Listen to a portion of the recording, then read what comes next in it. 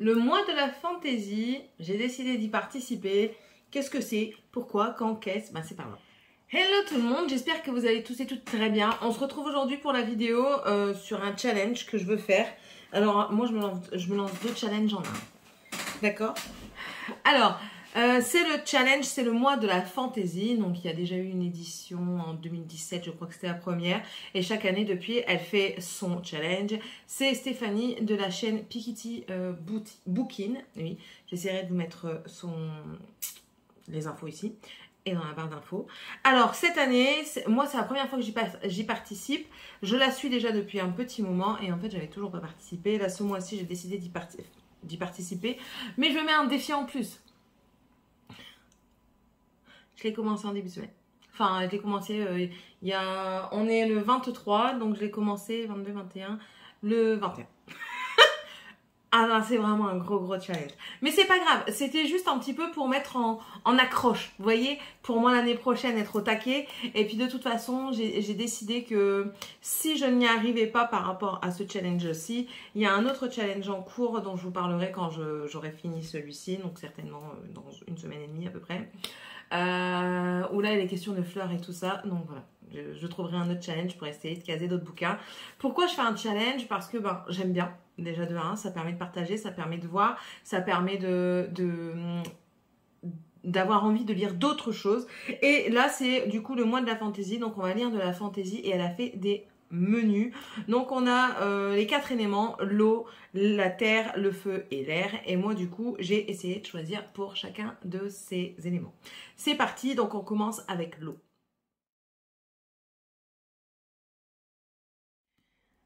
Alors, le premier, c'est voguer sur les flots. Donc, c'est en rapport avec tout ce qui est piraterie, voyage, qu'est-ce qu'elle disait encore, tout ce qui est des bateaux et tout ça. Et du coup, j'ai décidé de lire Le Trône des 7 îles de Adalyn Grace aux éditions de Saxus. C'est quoi? C'est l'histoire d'une princesse, d'une reine, princesse Amora, qui doit asseoir son autorité sur son royaume. Mais pour ce faire, elle doit elle doit se faire preuve de démonstration de magie.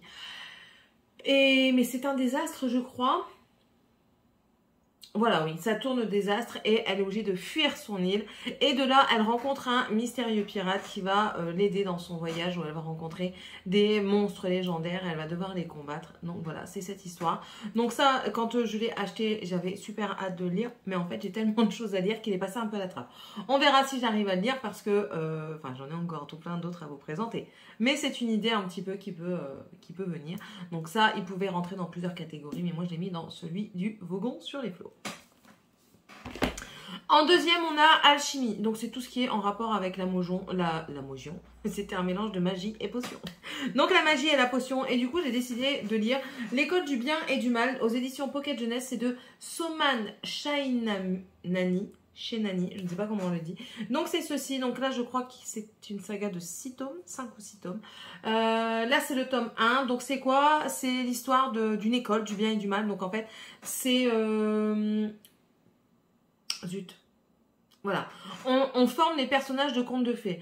Donc, il y en a une qui se voit déjà princesse, l'autre sorcière. Donc, on parle de magie et tout ça. Donc, voilà. J'ai trouvé qu'il était bien. Donc, et puis, c'est de la fantaisie. J'ai regardé si tout était fait de la fantaisie avant de le mettre. J'ai regardé si le genre était compris dedans. Donc, voilà. Donc, j'ai pris celui-ci. Donc, on verra bien ce que ça donne. Surtout que j'ai déjà... il me manque un tome dans la saga. Donc, on va lire ceci. Donc le troisième point de cette section, c'est Tiens bon la vague. Donc c'est juste le tome d'une saga. Et moi j'ai choisi de commencer la saga de Caraval. Donc c'est de Stéphanie Garber et c'est aux éditions Le Livre de Poche Jeunesse. Donc c'est l'histoire de deux jeunes sœurs qui sont sur une île où elles ont toujours vécu et où leur père, qui est très méchant, cruel et tyrannique, qui disent, les tient captives. Sauf qu'il y en a une qui est promise à un homme à ses 17 ans. Et il y a Scarlett qui reçoit un courrier de légende, c'est ça? De Caraval. Et le Caraval aura lieu sur l'île des Songes et Scarlett est invitée. Donc elle s'en va avec sa sœur Donatella et un marin qu'elle rencontre un mystérieux marin, comme ils disent. Ils s'en vont tous sur l'île des songes et arrivés là-bas, Donatella se fait enlever et s'ensuit toute une aventure pour la retrouver parce que si elle ne retrouve pas sa sœur à la fin du jeu, sa sœur disparaîtra. Donc voilà, ça m'intéressait, c'est empreint de magie, de romance, d'aventure, enfin voilà. Donc ça m'intéressait bien de le lire et du coup il est dans la palle de la fantaisie. Deuxième élément, c'est la terre.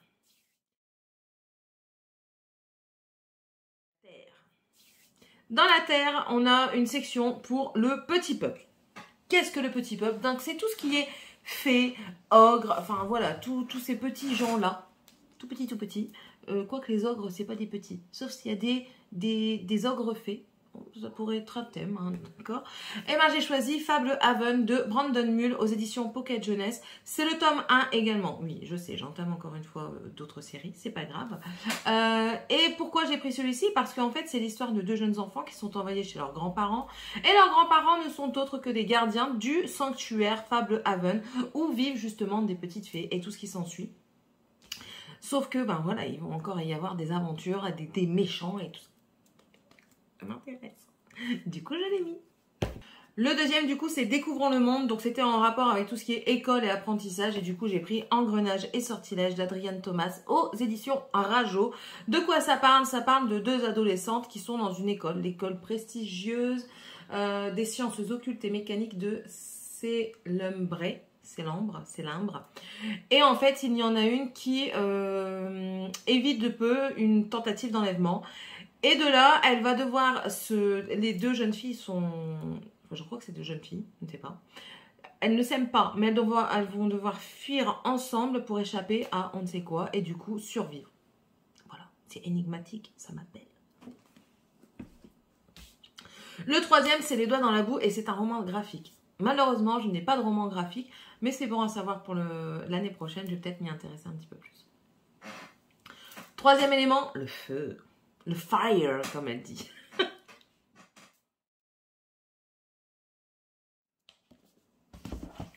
Donc dans le feu, on a en tout premier se brûler les ailes. Et c'est quoi? Ben, c'est un défi. Je me mets déjà un pur défi en voulant faire ce challenge en 1 semaine et demie. Je ne suis pas folle, je sais que je n'y arriverai pas. Mais c'est pas grave. Et c'est un défi qu'on se met. Et moi, mon défi, ce serait de lire ce bouquin. Le monde de Narnia de C.S.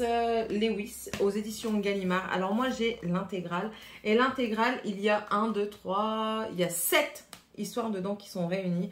Moi j'aimerais bien en lire une et au fur et à mesure vous voyez en refaire une à chaque fois.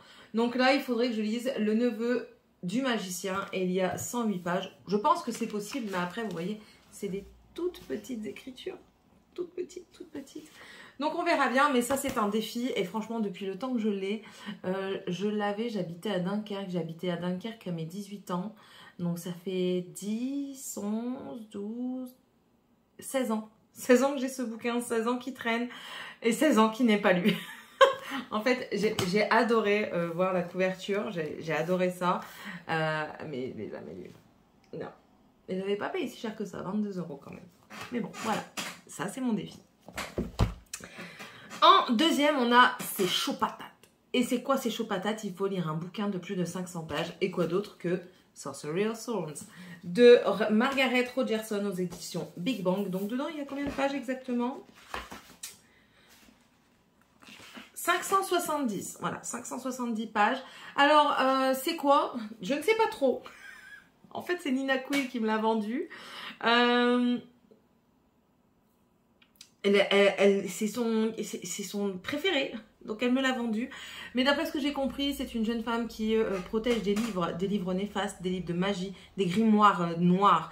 Et il y en a un qui se transforme et tout le monde croit que c'est elle qui l'a fait sortir. Et là, la planète, la Terre le monde est en danger de par sa faute. Et du coup, elle va devoir, je pense, remédier à ça. Donc je ne sais pas et je vous avoue que c'est quelque chose qui m'a donné vachement envie parce que vu comment elle nous le vend, Nina Quill, voilà, ça doit être de la bombe atomique. Là, le dernier point, c'est orangé. Orangé, qu'est-ce que c'est? Ben, c'est juste une couverture orangée, orange avec de l'orange dedans, ou du feu. J'ai réuni les deux, feu et orange. Bah oui, parce que le feu, il peut être bleu selon certains livres, hein, d'accord?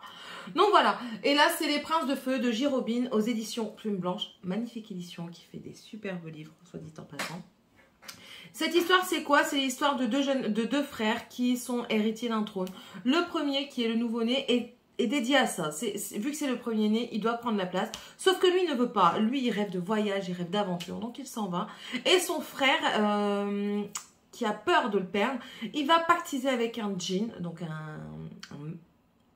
comment on dit? Comme Aladdin, là. Un djinn ou un... Vous savez quoi, mais voilà, en fait, c'est une lame à double tranchant et le djinn ne veut qu'une chose, libérer tous les djinns, tous les siens, et de là, il va aller dans le corps du personnage, et puis, enfin voilà, et malgré tout ça, le personnage assiste à tout, et malgré qu'ils sont à une distance un petit peu éloignée, les deux frères vont essayer de se rapprocher pour justement venir à bout de tout ça. Et on verra ce que ça en dit. Et moi, j'ai une super dédicace. Et ouais. Donc voilà, ça c'est pour la orangée. Quatrième, l'air. Donc dans l'air, il y a en premier Léger comme l'air et c'est juste un livre poche. Donc moi j'ai choisi Legendary, donc le deuxième tome de Caraval, donc toujours de Stéphanie Garber aux éditions Le Livre Poche Jeunesse. Et ici nous allons retrouver les deux sœurs, mais cette fois-ci totalement différents. Alors c'est Scarlett je crois. Non, Donatella reçoit une lettre d'un mystérieux ami qui lui dit que si elle veut retrouver sa mère qu'elles n'ont pas vue depuis 8 ans, qu'elle a disparu depuis 8 ans, elle doit livrer le vrai nom de Légende, donc celui qui dirige le jeu du tome 1. Et sinon, elle peut tout perdre, même sa vie. C'est quand même impressionnant. Donc du coup, s'ensuit l'aventure, elle va tout faire pour découvrir son vrai nom de Légende à Légende. Elle va reparticiper au jeu et... Encore une fois l'aventure, je pense. On verra bien ce que ça donne, parce que vu que j'ai les deux tomes, si j'arrive à les lire à la suite, ce serait pas mal. Dans la section créatures, j'ai choisi Dalgotem de Hergé Eibens aux éditions Eibens Éditions. Oui. Et alors ici, c'est l'âge de sang partie 1. Pourquoi j'ai mis celui-là? Parce que je sais qu'il y a des créatures ailées dans l'histoire. Je le sais parce que ce livre est tout particulièrement cher à mon cœur. Pourquoi? J'ai suivi l'autrice dès le départ sur Instagram. J'ai tout suivi le processus de l'édition et voilà, ça me tenait à cœur de le lire. C'est comme ça. C'est comme ça, d'accord? Donc, dedans, nous avons des créatures ailées, nous avons différents clans. Nous avons des nains, des sergales, des elfes, des sorcières. Et en fait, il va y avoir une guerre. Et pour éviter cette guerre, il n'y a qu'une seule princesse de sang mêlé qui peut y arriver. Mais elle va devoir choisir entre son côté d'origine sergale et les sorcières qui l'ont aidée. Et alors là, c'est toute une stratégie qui va s'en suivre, de la politique, qu'est-ce qu'elle dit? Entre jeux politiques, stratégie militaire et alliance historique, les terres de Dalgotem sont sous tension. Voilà, donc je tiens à cœur de le lire. D'après ce que j'ai compris, c'est un petit peu dans le sens de la saga Les Bannis et les Proscrits. Alors au départ, d'après ce que j'ai pu comprendre, c'est un petit peu compliqué parce qu'on doit faire des corrélation entre chaque personnage. Moi j'ai déjà commencé, moi je mets des post-it maintenant, comme ça au moins je sais quoi. Et puis voilà, c'est avec ça que je commence ce challenge. Donc j'ai hâte. Et puis dedans nous avons, je vous ai dit je vais faire un super, je vous fais pas un super mais je vous fais une petite aparté parce que voilà, dedans on a des très belles choses, des très belles illustrations, on a la carte. C'est tout un travail qui a été fait autour du livre qui est incroyable. Elle a même fait un site sur Dalgotem, donc www.dalgotem.com, où elle explique tout. Il y a aussi son Instagram, Dalgotem. Allez-y, allez faire un tour. Vous allez voir aussi les illustrateurs qui ont participé. Vous allez voir tout l'acheminement qu'il y a eu pour arriver à ce premier opus, parce qu'il va y en avoir des suivants. En ce moment, elle est en train de faire avec ses collaborateurs comme un grimoire, je ne sais plus comment elle l'appelait, mais comme un grimoire où elle parle justement des petits personnages comme ça. Et voilà, c'est ce que je suis en train de lire pour le moment. En dernier, on a apprendre à voler. Qu'est-ce que c'est apprendre à voler? C'est juste un jeunesse, un young adulte. Oui, c'est ça. Et moi, j'ai juste choisi Les Chevaliers d'Enki-Dief d'Anne Robillard aux éditions Michel Lafon. Qu'est-ce que c'est? C'est la suite des Chevaliers d'Émeraude que j'ai dévoré. Franchement, j'ai dévoré les Chevaliers d'Émeraude, j'ai adoré. Et là, du coup, j'ai envie de lire la suite. Et là, c'est le tome 1, Renaissance. C'est quoi? C'est... Alors, ici, nous allons voir le roi Onyx qui a participé à une guerre, à un combat, je crois. Oui, une guerre. Et en fait, il y a un poison dans son sang qui le tue à petit feu. Mais il ne se laisse pas faire, il garde du coup, il s'accroche à la vie. Les chevaliers vont se réunir une dernière fois. Donc, ça se passe 15 ans après les Chevaliers d'Émeraude. Ils vont se réunir une dernière fois pour aller trouver la seule fleur capable de le guérir. Et de là, s'ensuit une aventure. Ça me donne envie de le lire, encore une fois. Je crois que j'en ai 7 ou 8. Et il y en a beaucoup plus que 7 ou 8. Enfin bref, voilà le dernier livre de la palle du mois de la fantaisie de Piketty Bookin. Voilà.